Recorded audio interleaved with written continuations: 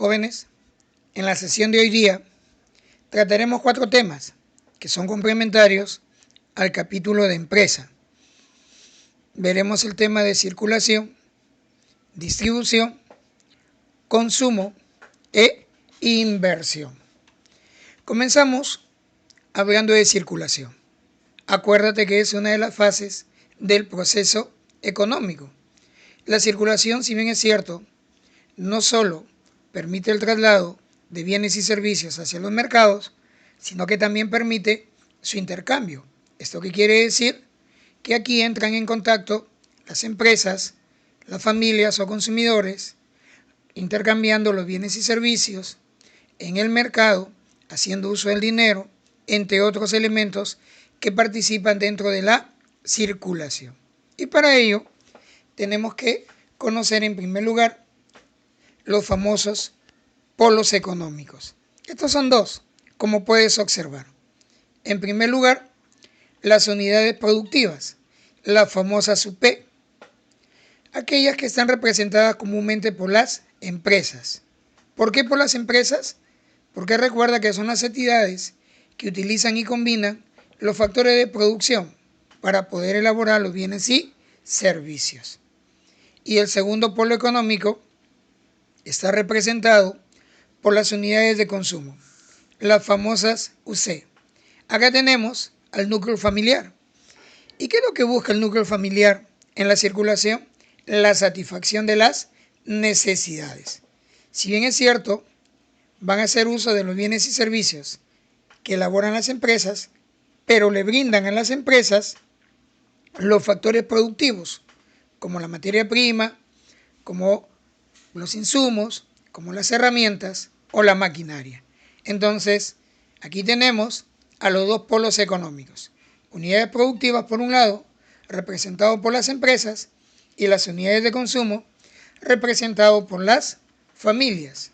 Ahora, empresas y familias se relacionan, claro, y al relacionarse van a dar lugar a lo que se conoce como los flujos económicos. ¿Qué son los flujos económicos? Son las relaciones de intercambio que se generan en los mercados.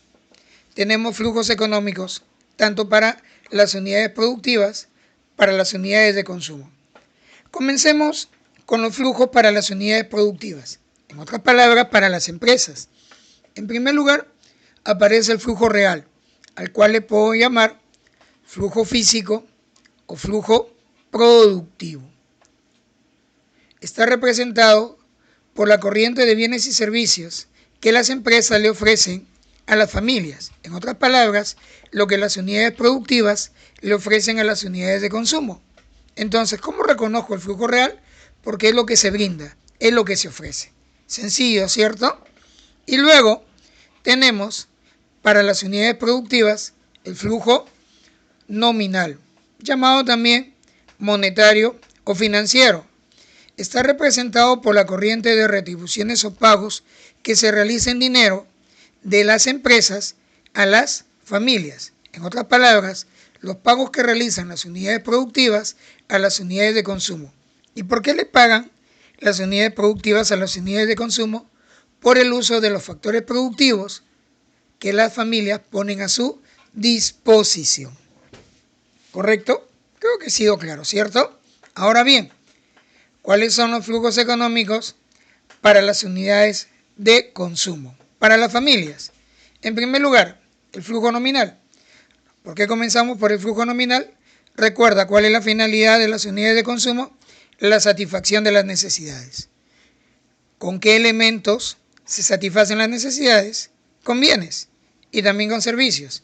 Y hay que pagar por ellos. Entonces, el flujo nominal es el pago que realizan las unidades de consumo a las unidades productivas. En otras palabras, el pago que realizan las familias a las empresas por el uso de los bienes y servicios. ¿Y cuál es el flujo real de las unidades de consumo? Es lo que éstas le ofrecen a las unidades productivas. Es lo que las familias le pueden brindar a las empresas. ¿Qué le brindamos nosotros las familias a las empresas? Pues muy bien, fuerza de trabajo, recursos naturales, capital. Entonces, eso representa el famoso flujo real de las unidades de consumo. Y para que pueda complementarse lo que te acabo de explicar, tenemos la siguiente ilustración: los flujos de los polos económicos. ¿Qué vemos ahí?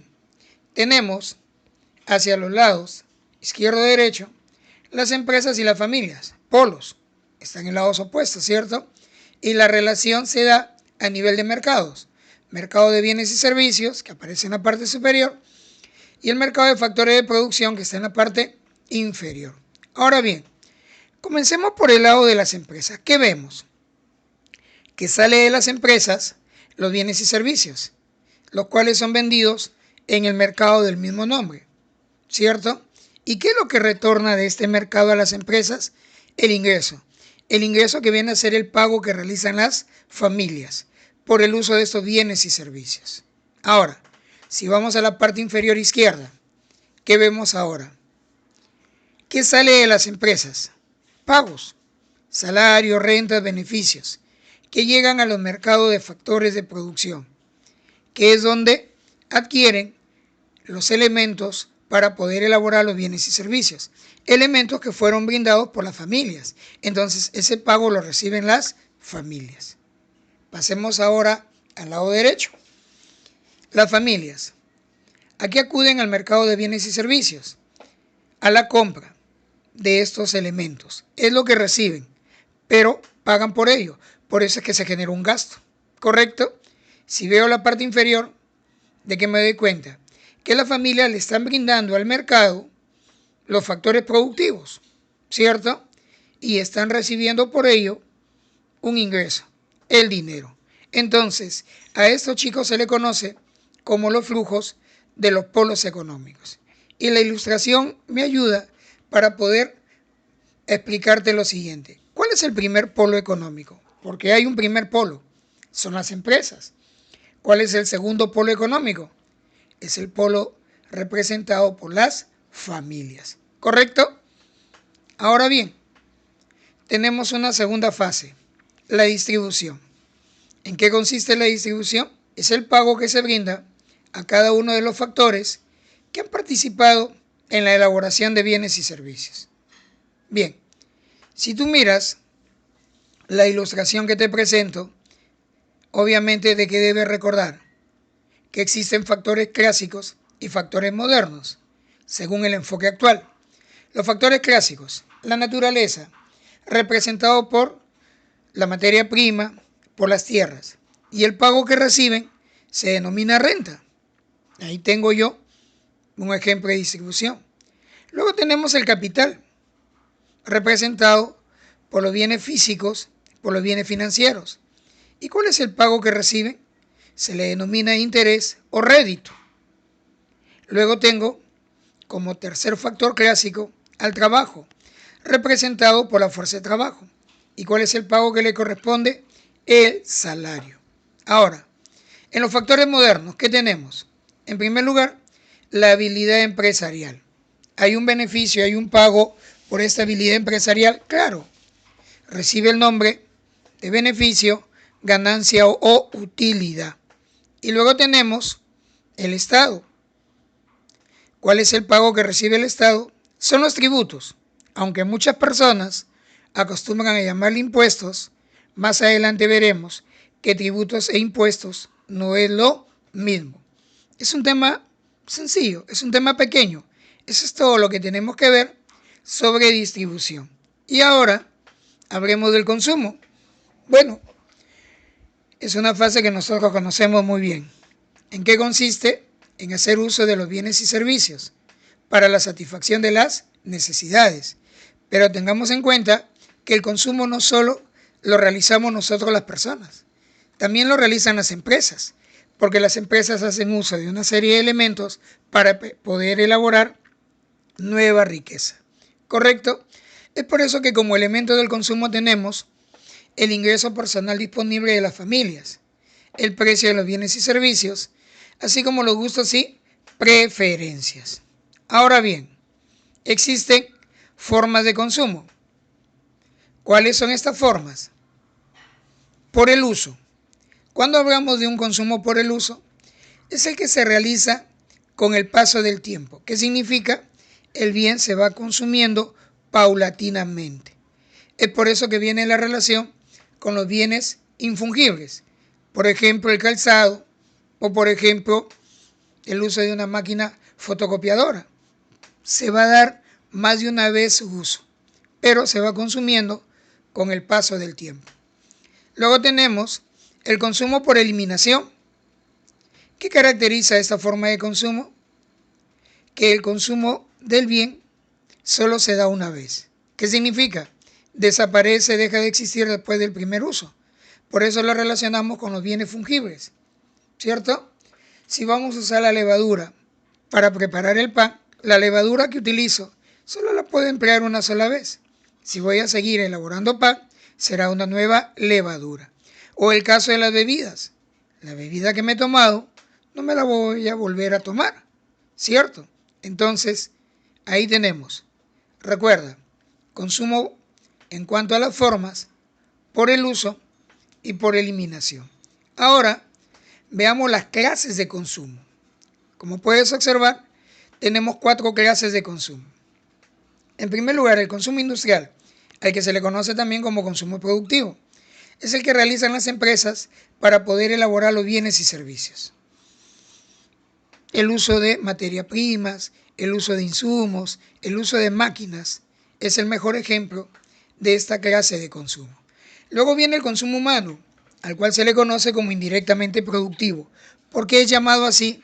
Porque cuando nosotros consumimos, hacemos que las empresas produzcan. Ojo, si nosotros no consumimos, las empresas no van a producir bienes y servicios. Esa es la razón por la cual le llamamos indirectamente productivo. Ahora, ¿qué finalidad tiene ese consumo? Te lo acabo de decir. Satisfacer las necesidades, como por ejemplo el consumo de alimentos.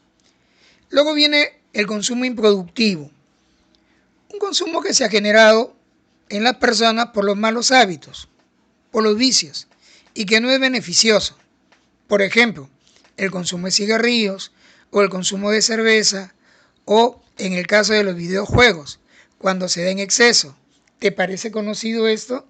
3 de la mañana y tú no duermes por estar en los videojuegos. Obviamente se convierte en un consumo improductivo, ¿cierto? El consumo suntuario es aquel que realizamos para satisfacer nuestra vanidad, para satisfacer el lujo. El consumo de alhajas o de ropa de marca importada. Ahora bien, jóvenes, quiero que tengamos en cuenta lo siguiente. ¿Qué pasa si Pepe Lucho, para festejar sus 25 años de edad, organiza una reunión y en la cual se va a consumir whisky, etiqueta azul? El whisky es una bebida alcohólica, ¿cierto? Mi pregunta es la siguiente. ¿Cómo lo ubico? ¿Como un consumo improductivo? ¿Sería correcto? Ojo, no es una bebida alcohólica cualquiera. No todos podemos consumir ese tipo de bebida. ¿Por qué? Por el alto precio que tiene. Entonces, sin dejar de ser una bebida alcohólica, se identifica como un consumo suntuario por la exclusividad. Si tengo que elegir una respuesta, elegiré consumo suntuario. Si la pregunta me da la opción de combinar, obviamente combinaré improductivo con suntuario. Lo mismo ocurre, por ejemplo, si voy a usar una casaca. Todos sabemos que el uso de la casaca representa un consumo humano. Pero ¿qué pasa si es de una marca exclusiva? Más que ser un consumo humano, se convierte en un consumo suntuario. ¿He sido claro? Creo que sí, ¿cierto? Muy bien. Y ahora hablemos de la última fase que complementa esta parte del capítulo 4. Hablemos de la inversión. ¿En qué consiste la inversión? En que vamos a buscar aumentar la cantidad de capital para tener una mayor capacidad productiva y de esa manera lograr mayor productividad. Cuando adquirimos bienes, estamos haciendo inversión. Es por eso que tenemos 4 clases de inversión. En primer lugar, la inversión de reposición. Es aquella en la cual vamos a reemplazar bienes de capital que han sufrido un desgaste. ¿Qué significa esto? Que se han depreciado, tanto por el uso como por el paso del tiempo. Por ejemplo, una máquina que cumple su ciclo de vida tendrá que ser reemplazada por otra. Entonces, ahí tenemos una inversión de reposición. Luego aparece la inversión neta, la cual nos permite ampliar el famoso stock. En otras palabras, el inventario de capital disponible. Aumento el número de máquinas, por ende, aumento la capacidad productiva. Luego aparece la inversión bruta, que está representada por el valor de la depreciación, que surge de la relación entre la inversión de reposición y la inversión neta. Y por último, la inversión financiera, que se representa comúnmente por la compra de activos financieros, como los bonos o las acciones, pero también está la adquisición de obligaciones. ¿Qué significa esto? Que yo voy a asumir deudas, pero al asumir esas deudas me permite que ser parte de la empresa, como socio, como accionista, como propietario. También representa una inversión financiera. Espero que haya podido despejar todas tus dudas. Y en la última imagen, ahí tienes los diferentes medios en los que tú me puedes ubicar y comunicarte para alguna duda. Jóvenes, estaremos próximamente con un nuevo video, estaremos próximamente con una nueva sesión. Pero seamos responsables, no seamos egoístas, no solo pensemos en nosotros, pensemos en nuestras familias, pensemos en la sociedad. Un abrazo virtual. Cuidémonos. Hasta la próxima, jóvenes.